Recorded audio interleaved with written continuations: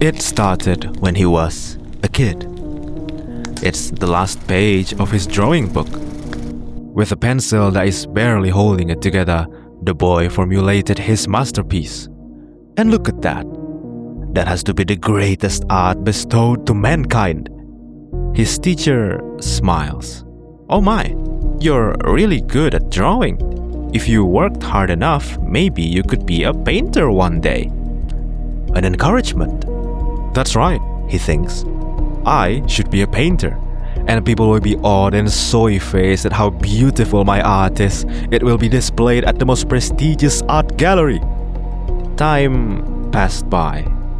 The boy is now a dude. And what he does now is drawing anime girls. When we were young, we are constantly asked what we want to become. Alright kids, what do you want to be when you grow up? I want to be an Ultraman. I want to be a Kamen Rider. Saya nak jadi streamer video game. Ooh, that's a good one. And it's beautiful, isn't it? You just pick something you find cool and think, yeah, I'll do that. Maybe that's why I'm always drawn to stories about dreams. I love coming-of-age stories. I love passionate characters pursuing what they want. Naruto wanting to be a Hokage, Luffy dreams to be the Pirate King, Senna discovering his love for sports and began the pursuit to be the best. These stories gave us motivations to keep your head up despite your circumstances.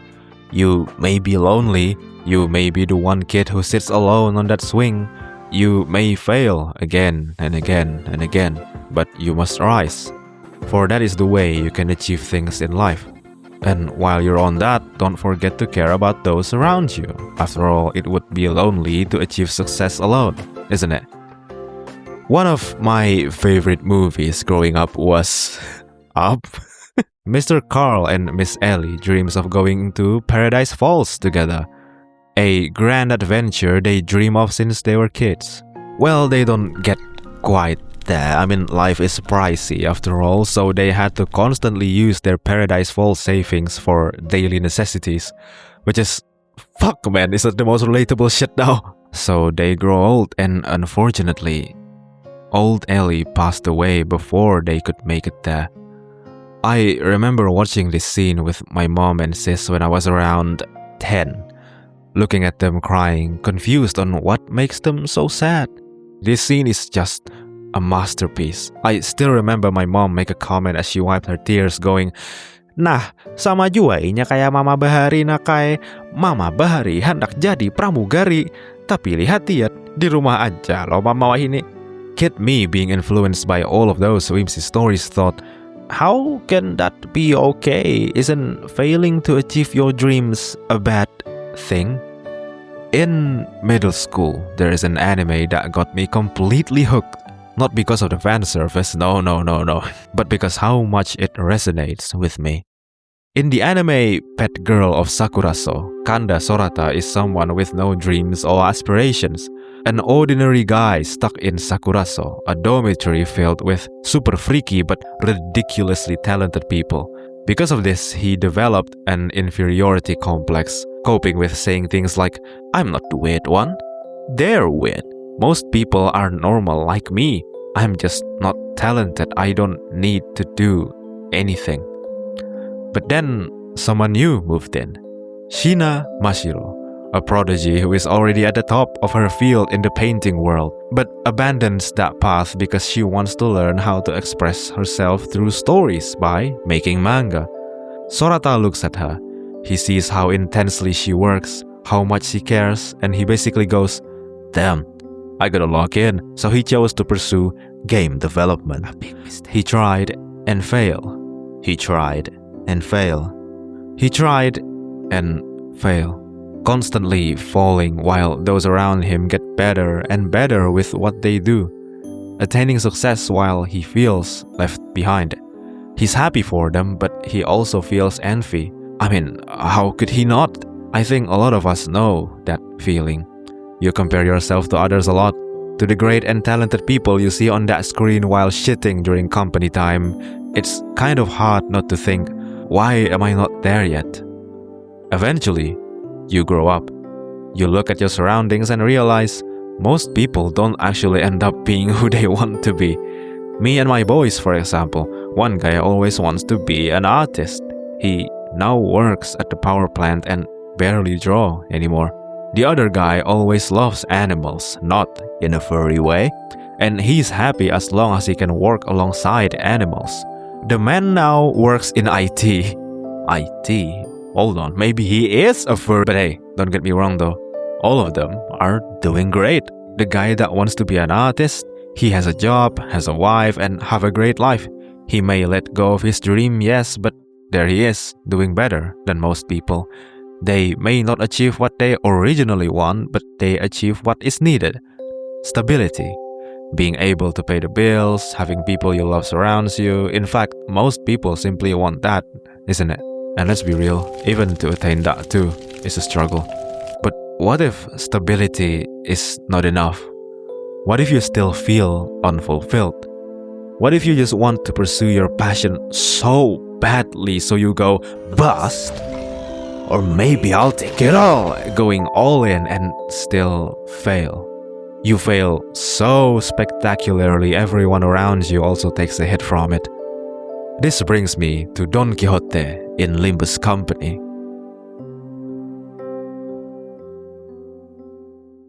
The upcoming section is a big spoiler for Canto 7's story of Limbus Company.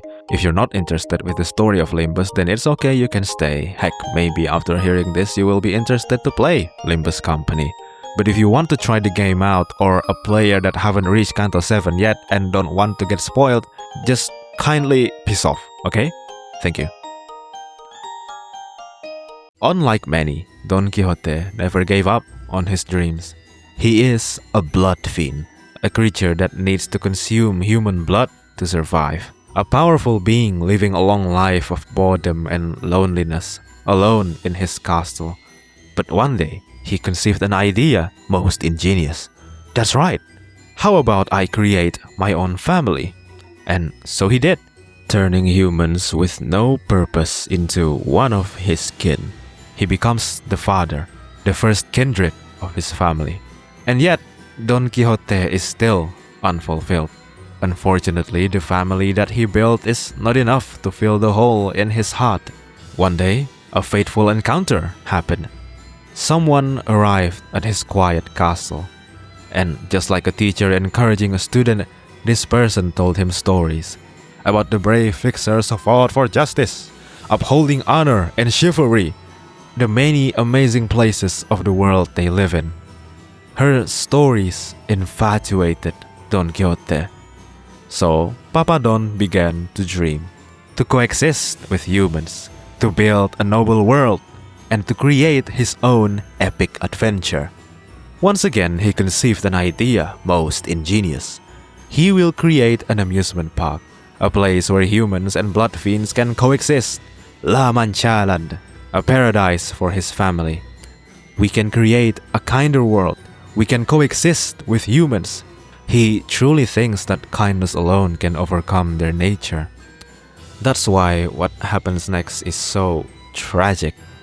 Because Don Quixote doesn't just dream. He assumes his dream will work. So he asks his children to endure their hunger. Just suffer a little longer. It's for the dream, he said. And while they're maintaining the park, he goes off to pursue his other dream, to go on an epic adventure. So, basically, Papa Don left his many children to run the amusement park without pay while he went on vacation with his favorite child. Great parenting, Papa Don Quixote. Your ideas are indeed the most ingenious. Naturally, it doesn't work. His other children can't withstand the hunger. Without blood, they lose themselves, turning into mad beasts and starts feeding on the humans inside La Mancha Land. Don Quixote came back to see what his dreams had created. Their paradise turned into a nightmare. He could not undo what he had done, so for 200 years he remained sealed within La Mancha Land, staked to its Ferris wheel and tortured by the very children he had doomed. He doesn't blame them. Instead, he accepted their suffering as his own punishment, the price of his impossible dream. Don Quixote is a tragic character. He's not malicious. He believed their coexistence with humans will bring happiness to everyone. He wanted his long existence to mean something, so he dreamed without understanding the responsibility that came with it. And once he realized that, it's already too late. But it's not all dark and despair. There is one aspect of Don Quixote's story that I left out. Besides him, there is someone that always stood faithfully by his side. Sancho, his second kindred. At first, Sancho doesn't believe in her father's dream. It's impossible, she thinks. But deep down, she also wants the same thing. A kinder world where blood fiends and humans don't have to live in fear of each other. Where justice and chivalry actually means something. So she walks beside him, towards an impossible dream. But, well, it didn't work out. La Manchalan falls apart, her father fails, and so is the big dream. And yet, by the end, Sancho ultimately decides to keep on going. That part really stayed with me, because she isn't blind to what happened. She doesn't say, well, if I just believe it hard enough, everything will work out. She knows better, yet she still chooses to walk in that direction. So, why? Why keep pursuing something after you've already seen it fail? It might be tempting to interpret the story of Don Quixote and Sancho in Limbus company to simply be, don't give up on your dreams even knowing you might fail, or Sancho is simply continuing her father's legacy. But I think it's so much more. Canto 7 emphasizes on something a lot of other stories tends to gloss over very quickly. Pursuing your dreams could have big consequences. And oh boy, the story really went hard on that consequences. There are countless stories about people who pursued their dreams and succeeded. We love those stories because they're inspirational. That's why it's easy to forget that underneath every success story there are thousands of people who tried just as hard and didn't make it. That's real life. This is why the saying, keep chasing your dreams despite knowing you may fail, is quite hard to accept at times, isn't it? What do you mean I can spend most of my life trying my best in this one thing and just fail? What if after failing I can't afford to get up anymore? With these questions, it's easy to just abandon your aspirations in face of reality. This is where the dynamic between Don Quixote and Sancho comes to mind. To Don Quixote, dream is a destination, a promised end goal one will for sure achieve. So the sacrifice will be worth it. The effort will be worth it, because one will for sure arrive at that destination. But to Sancho, dream is simply a direction. Yes, you may never reach the end, but having a path to follow is more than enough. Sancho doesn't stop dreaming just because she understands reality. She just stopped expecting reality to bend around her dream. That's why in following that direction, one needs to be responsible about it. She stopped forcing her ideals onto others. She still tried to uphold justice in the grim world of Limbus company, but if it comes at the detriment of her newfound family, she will stop herself. And she doesn't continue the big dream simply because her father told her to. She continues because she genuinely loves adventure, justice, and the dream of a better world. It is a direction she chose for herself. After all, what is so wrong about wanting something beautiful? You know, there are people out there that spend all their lives never thinking about themselves and just listen to what others told them. It's like living to check boxes. Graduate from school with good grades. Graduate from college with passing grades. Get a stable job. Do this, do that. And they came from people you cherish, so you happily take those directions. The fact that a lot of people care about you is a huge privilege, and you are eternally grateful for that. The problem is that those directions may never be truly yours. And eventually, you will reach the point where people stop telling you what to do. Suddenly, you are free. And life becomes confusing. Because now you have to answer the question yourself. What do I actually want? And you realize you don't really know. You try to formulate your own directions, but it's kind of scary, isn't it? What if I spend years trying and fail? What if I can't afford to try anymore? What if pursuing this destroys my relationship? What if I realize halfway through that I don't even like this thing anymore? What if you become the next Don Quixote? So you gave up, living leisurely without a clear path to follow. You will not go far, so why bother trying so hard? Heck, why bother trying at all? But one thing that we need to realize is that a dream isn't a promise that you will achieve something. It's a direction you choose for your life. You have to be willing to accept that you may fail, change, or even let the dream go. But if you never choose a direction of your own, you can spend your entire life successfully walking somewhere you never wanted to go. Yes, the saying, keep chasing your dreams despite knowing you may fail, can be hard to accept. And combined with many other factors, it results in a lot of these "thing gave up" posts you might stumble across. But to keep going knowing you may fail, unfortunately that's just the way of things, isn't it? I know nowadays it is much harder to genuinely pursue a dream, aspirations, goals, or whatever you want to call it. But I think that's all the more reason to keep on going. As long as you still be mindful with your condition, you absolutely need to begin pursuing a goal, especially if you're feeling lost and unfulfilled. For those who are struggling, what I said could be a cruel thing. And yet, I will still do it because I think it's way better than to let yourself spiral out of control with constant doom posting and doom scrolling. I'm doing a hopium injection, basically, that's what it is. Ask yourself what it is that you want to do. Remember your old dream. Read some hopeful stories here and there.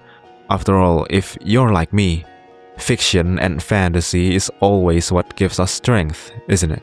So, let us start our own adventure. Make sure your dreams and goals flow alongside your reality. Be responsible, be realistic, be hopeful, and give meaning to the word tomorrow.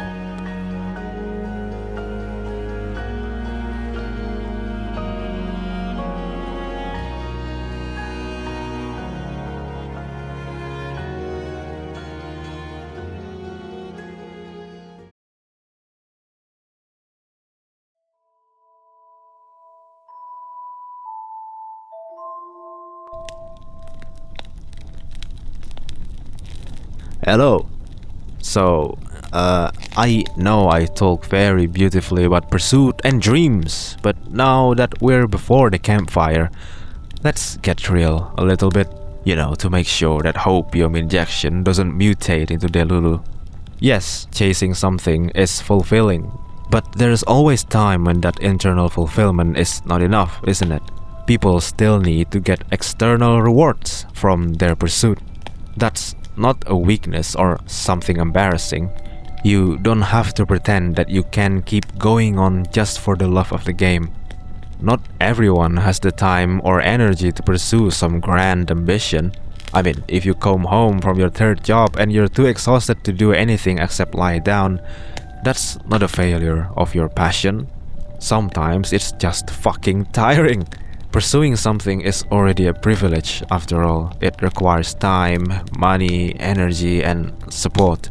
And if you don't have those things right now, that doesn't mean you failed. Maybe your first goal is simply to create enough stability that you eventually have the freedom to pursue something else. That too is okay. But remember though, even if you're struggling for stability, you still need to undergo the process to find something that gives your life a sense of meaning. The unfortunate thing is, sometimes you may crave more in life even if you already achieve stability. Like, life do be like that. People could spend 40 years struggling, build a family, believing it will give life a sense of meaning, and it did for a while. But no matter how twisted it might sound, sometimes even that too is not enough. You can try your very best to be grateful, but that lingering feeling is there and it might fester. You need enough stability to survive, and you need some kind of direction to know what you're surviving for. Maybe that direction is a career. Maybe it's family. Maybe it's creating something.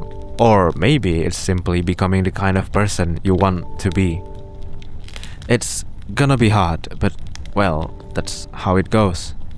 At the end of the day, I'm pretty sure that most of you already know and understand very well about everything I said in this video. I just hope that the 20 minutes you spent listening to me could offer some comfort. You know, just a little bit of energy to keep on going. I want the video to have the vibe of a passionate campfire discussion or a 2 AM talk at the balcony under the moonlight. Also, sorry for taking this long with this video. I get bombarded with so many commissions, which is very lucky of me. I'm very grateful, but man, did it take a lot of my time. Also, I said before that this is supposed to be a Kanto 7 video. And this video is actually a second version. The first version is like 80% done, but while watching it again, I realized most of that video is just me recapping Kanto 7's story, and it's just so ass. I don't like it. So I remade the whole video, and it evolved, or devolved, you decide, into whatever the hell this video becomes. I think by stating my thoughts to the public, it will become a source of external motivation for me to keep going. I mean, I already said all these things to the world. If I stopped my pursuit, then that would be lame, isn't it? This is definitely a video I will look back years from now on and think, dear God, I was fucking dramatic. But that's a problem for future Yuma. And what future Yuma have to do with me? Present Yuma. Anyway, I talked for long enough now. Thank you so much for watching all the way here. The time you spent watching my videos is always something I deeply appreciate. If you like the video, then maybe come around again once in a while. We talk about nerd shit here before the bonfire. For now though, we must part ways. But we shall meet again. As always, be safe, friend. Don't you dare go hollow.